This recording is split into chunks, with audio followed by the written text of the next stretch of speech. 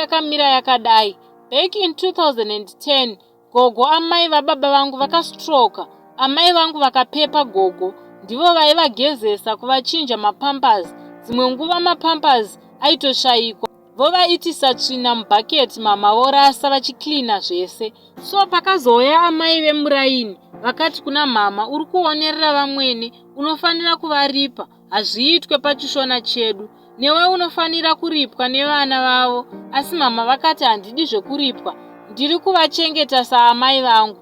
By that time taienda kuchikoro, and anatete vangu vakaramba kuchengeta amai vavo, vachiti hazviite kuti vauye padzimba dzevakwasha. The following day mama vakanotaura kunetsana kwavakanga vaita naamai vaive muraini kwasabhuku. Nyaya ikatongwa, ambuya vaive muraini vakanzi vari wrong ende vasapinde munyaya dzemudzimba mevanhu. Ipapo gogo vakanga vakuita vachidzidzira kufamba since vaienda kuGeneral Hospital kunoita ma-exercises. Asi bongozozo raamai vemuraini, it was Friday. Takasvika pamba pakazara hama, mama vanga vastrokawo.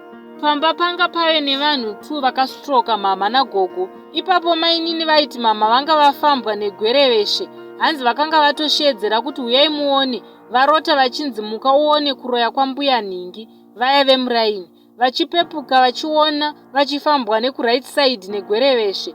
Mainini vaivepo pamba vakatoonawo Gwereveshe racho. After 30 minutes mama vanga vatostroka.